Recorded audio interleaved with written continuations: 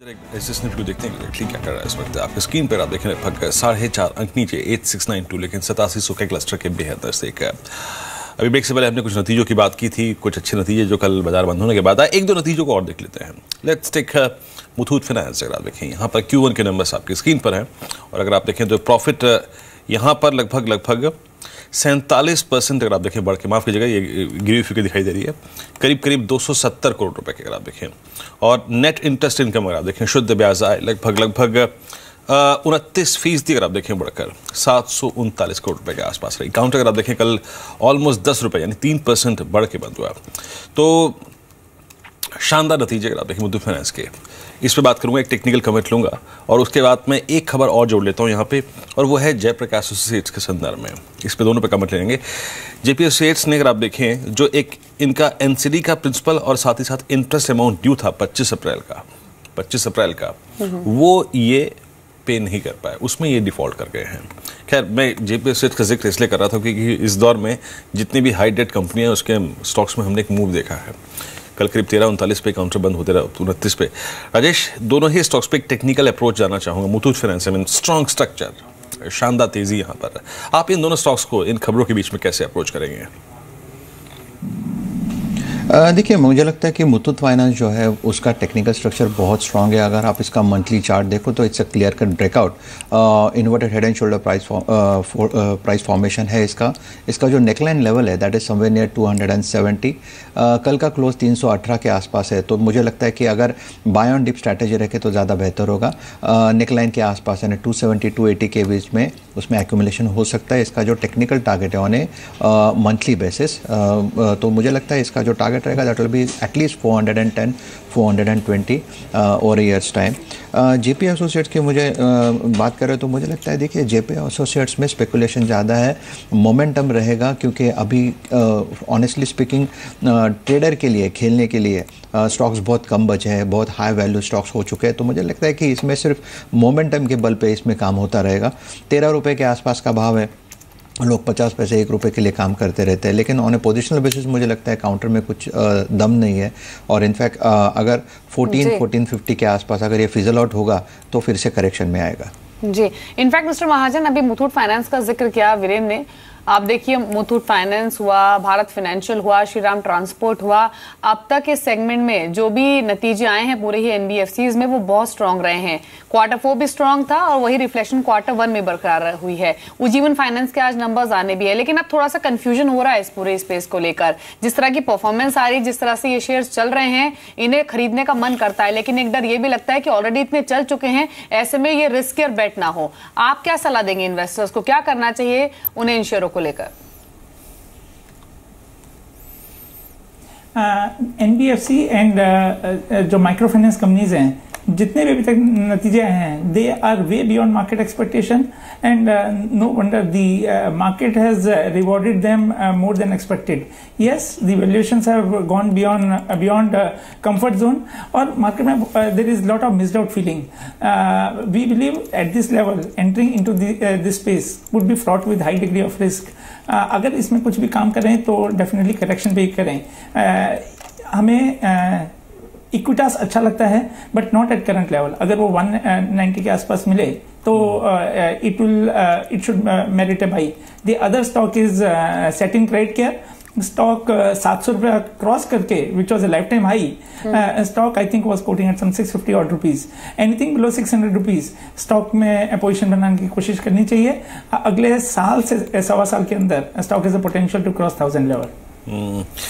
ये राजेश, एक बार जरा सेंचुरी टेक्सटाइल्स पे अपनी राय रखिएगा। आई मीन परसों तरसों में इसको ट्रैक कर रहा था, बड़ा एक्टिव था, फिर 2 दिन से रेंज बाउंड हो गया, एक छोटी सी रेंज में ट्रैप हो गया। पर आई थिंक इसने कहीं ना कहीं डेरिवेटिव्स के आंकड़ों के अनुसार अपने आप को बड़ा इंटरेस्टिंग फेज में प्लेस करके रखा है। आपको लगता है कि ये कभी भी 720 के ऊपर, 713 के ऊपर डिलीवर कर सकता है एक स्ट्रांग मूव?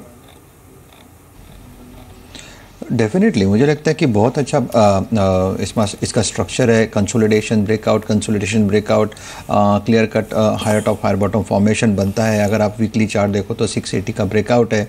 अपसाइड में मुझे लगता है इसका पुराना हाई था रफली 780 और 800 के बीच में, एक बार के लिए डेफिनेटली रिटेस्ट करेगा। इसके साथ आप इसको अरविंद को भी जोड़ दीजिए। मुझे लगता है कि अरविंद का रफली 300-301 के आसपास का इसका जो 200 DMA लेवल है वो अच्छे से होल्ड करके रखा है। तो मुझे लगता है आज अरविंद पे भी एक फोकस रखना चाहिए। मुझे लगता है कि यहाँ से एक टेक्निकल पुलबैक आएगा। एटलीस्ट इसका टारगेट रहेगा 320 से 330 का। चलिए बात करते हैं आज की ऑप्शन स्ट्रेटेजी की, यानी 2 स्टॉक ऑप्शन जिन पर आप दाव लगा सकते हैं। बताइए वीरेंद्र, कौन से 2 शेयर्स हैं? जम 2 अगर आप देखें ट्रेड से दीपाली आज आप देखें, एक पहला है IB रियल। जरा देखते हैं यहाँ पे कैसे कामकाज करना है आपको। जरा एक बार स्ट्रक्चर्स को देखते हैं और उसके बाद अगर आप देखें यहाँ पर कौन सी स्ट्राइक पकड़नी है उसकी बात करेंगे। IB रियल अगर आप काफ़ी स्ट्रॉन्ग है इस पर टेक्निकली, और यहाँ पे कल करीब 5 रुपये 5.5 रुपये का मूव था, 6.5% बढ़ के बंद हुआ। इसमें 95 की एट द मनी स्ट्राइक खरीदी आप। टाइम आपके पास अगर आप देखें आज तो सीरीज स्टार्ट हो रही है, करीब 5 रुपये के आसपास आपको मिल जाएगी। दैट मीन्स 9 रुपये का लक्ष्य, यानी करीब 107 से 108 ये स्टॉक स्ट्राइक कर सकता है मिड अगस्त तक, याद रखिएगा। और 3 रुपये का यहाँ पे स्टॉप लॉस रखिए। वैल्यू एट रिस्क हार्डली 2 रुपये यहाँ पर। मतलब संसूमी अगर आप देखें जो दूसरा स्टॉक है आज, आइए उसको भी देख लेते हैं।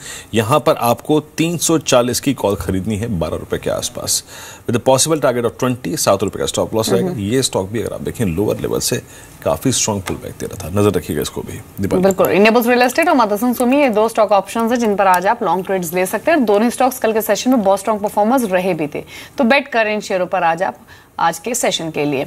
लेकिन आज आने वाले जो नतीजे हैं उन पर बात कर लेते हैं। 2 अहम कंपनियों के नंबर्स आज जारी होंगे, एक तो ICICI बैंक और दूसरा L&T।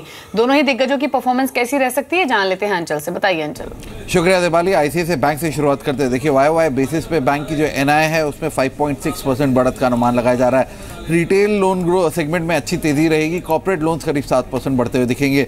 ओवरऑल लोन बुक की अगर आप बात करें तो करीब 13% की बढ़त का अनुमान है। वहीं प्रोविजनिंग का आंकड़ा अगर क्वार्टर बेसिस पे कंपेयर किया जाए तो करीब 35% की गिरावट का अनुमान लगाया जा रहा है।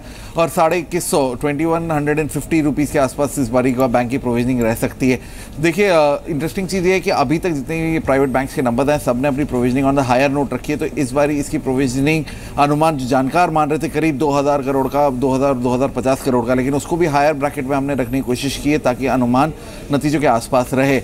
और फ़ायदा ये होगा कि क्वार्टर ऑन क्वार्टर बेसिस पे अगर आप मुनाफे को कंपेयर करेंगे तो वहाँ इंप्रूवमेंट आएगी। बट YOY बेसिस पे क्योंकि एक बड़ा बेस है, पिछले साल इसी क्वार्टर में कंपनी का मुनाफा काफ़ी अच्छा रहा था, करीब 3000 करोड़ का रहा था, उसके कंपैरिजन में इस बारी मुनाफा गिरते हुए दिखेगा YOY बेसिस पे और 2100 करोड़ के आसपास रह सकता है बैंक का मुनाफा। सबसे बड़ा ट्रिगर रहेगा वो रहेगा ग्रॉस NPA के फ्रंट पे। देखिए अभी तक सभी प्राइवेट बैंक्स के ग्रॉस NPA स्लाइटली इंक्रीज होकर आए हैं। ICICI के केस में ग्रॉस NPA में एक अच्छा मेजर डिप आने की उम्मीद लगाई जा रही है। 5.82% से ग्रॉस NPAs बढ़ के 6.55% रह सकते हैं। ओवरऑल प्रोविजनिंग के आंकड़े पे नज़र रखिएगा, वो कहीं ना कहीं डिटरमाइन करेगा बॉटम लाइन कैसी रहती है। और L&T की जहाँ तक बात है, कंसोलिडेटेड बेसिस में एक अच्छे सेट ऑफ नंबर्स की उम्मीद की जा रही है इस बार Q1 में। कंपनी के आय में करीब 11% की बढ़त का अनुमान है। ऑर्डर इनफ्लो करीब 22,000 करोड़ रह सकता है। हाँ, जबकि खाड़ी देशों से जो ऑर्डर इनफ्लो वो करीब 50% गिर रहा है, बट जो घरेलू कारोबार है वो स्ट्रॉन्ग हो गया है। इंफ्रा कारोबार ने अच्छा काम किया है, साथ ही साथ ENC कारोबार में एग्जीक्यूशन अच्छा है, तो उसका फ़ायदा कंपनी को आय के तौर पर आता हुआ दिखेगा। खर्च कंपनी ने अपने कर्टेल किया है जिसकी वजह से मार्जिन एबिटा और एबिटा मार्जिन दोनों ही इंप्रूव होते हुए दिखेंगे। एबिटा करीब 12.5%, तो वहीं एबिटा मार्जिन 11.3% से बढ़ के 11.7%, यानी 0.4% की बढ़त एबिटा मार्जिन में देखने को मिलेगी। बॉटम लाइन बहुत ज़्यादा इंप्रूव हो रही है, 35% बढ़त का अनुमान है और 820 करोड़ रह सकता है मुनाफा कंपनी का। 2 वजह हैं इसकी।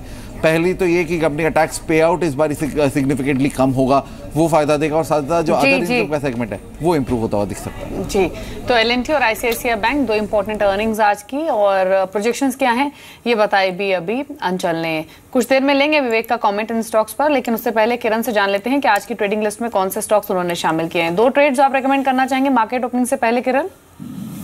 बजाज इलेक्ट्रिक के एक स्टॉक रहेगा जाए। बजाज इलेक्ट्रिक का जिक्र अगर आप देखें किरण कर रहे हैं, कल क्या स्ट्रॉन्ग मूव दिया था इस स्टॉक ने, किरण बताइए प्लीज। या स्टॉप लॉस 254 का रहना चाहिए और टारगेट्स 288 के रहने चाहिए। ये बहुत ही अच्छा मूव है। इंट्राडे में भी हमने कल देखा था हायर टॉप हायर बॉटम कर रहा था और हर कंसोलिडेशन के बाद जो स्टॉक निकल रहा था बहुत अच्छे वॉल्यूम्स के साथ चल रहा था, तो इसमें बहुत अच्छे रुझान देखने को मिल जाने चाहिए। दूसरा होगा रेप्रो की बात करें तो इधर भी एक बहुत अच्छा रुझान दिखाई दे रहा है और मेरा मानना है कि स्टॉप लॉस 471 का रखना चाहिए और टारगेट्स के लिए आप 500 के एक्सपेक्ट कर सकते हैं।